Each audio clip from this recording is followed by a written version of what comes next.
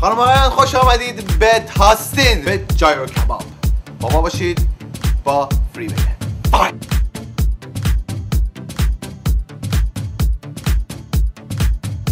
با جایرو کباب خوش آمدین به شهر تاستین.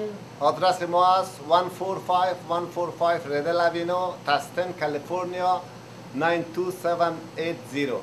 صدیق جان، غذاهای مثلا چند سال تو بیزنسی؟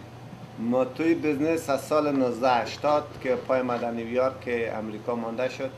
ما توی بزنس رستوران فود بودیم که البته فست فود بوده در منهتن سرک 23 فیفت اوینو و همچنان در آرلم اپتاون منهتن که سرک 125 سکند اوینو فرای چیکن، بعدش پیزا داشتیم، بعدش هم کافی شاپ مین استریت 73 در کوینز نیویورک و همچنان یک رستوران فست فود البته که داگ و پرتسل این چیزا امپستیت مال لانگ آیلند.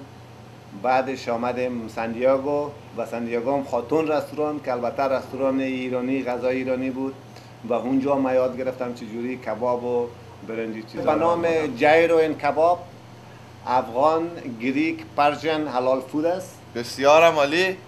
و ما از مارچ 2009 شروع کردیم با فعالیت و ماشاءالله که از پارسال و امسال بزنس ما خوب شده میره روز به روز و همچنان ما یگان پارتی های خصوصی را قبول میکنیم با 50 نفر، گنجایش 50 نفر، پارتی های فامیلی خصوصی و کسی اگر علاقه موسیقی چیزا رو داشته باشه هم ما یک استیج کوچولو اینجا داریم در اختیارشان میمانیم. بسیار هم عالی. دیگه مجالس برده پارتی را ما قبول میکنیم و در ضمن کیترینگ کس میخواه ما آردرایشان سفارششان قبول میکنیم. من امروز کباب تو خوردم.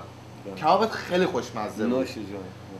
آیا ادویجاتی که توی کباباتون میزنید فرق میکنه با ادویجاتی که ما ایرانی‌ها تو کباب میزنیم یا نه یکیه؟ یک تاچ فلیور از ما داره، کمک فلیور.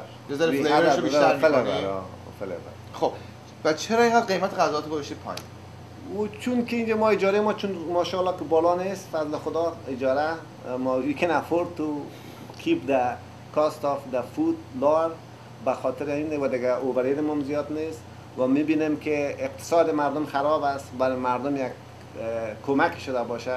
بیشتر به خاطر مردم برای مردم قیمتا چیز باشه که بتونن افورد کنن، بتونن از غذای خوشمزه افغانی، گریکی و ایرانی لذت ببرن. در پیج ما jairoinkebab.net و یا در یلپ و یا ای که در zabia.com و شما اگر بخواین که ما را سرچ کنین فقط جایرو این کباب چیز کنین و بله گوگل برین پیدا میکنین آدرس ما، منیوی ما را همه چیز ما.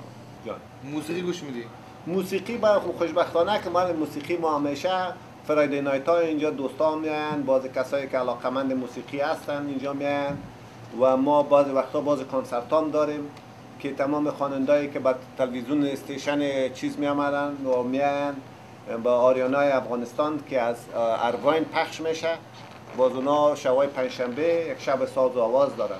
بعضی هنرمندایی که از دیگه استیتا یا اصطلاح از دیگه کانتی ها که اینجا میان با ساتردی نایت ها باز میمان ما میباشن. حدود 50 نفر اینجا گنجایش داره برای شب نشینی.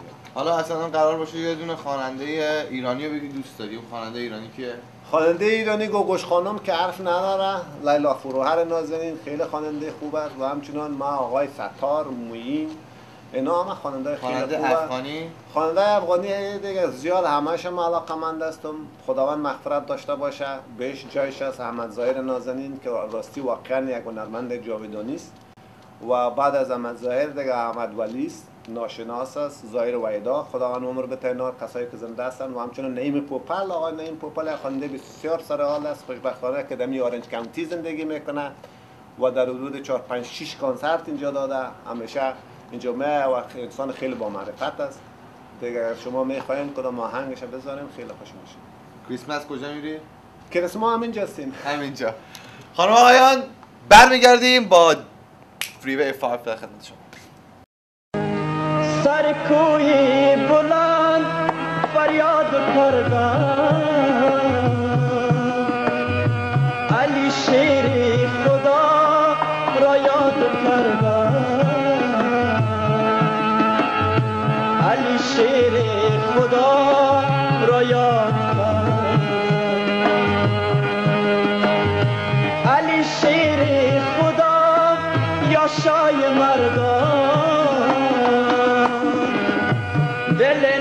ناشاد ما را شاد و گردان، دل ناشاد ما را شاد و گردان.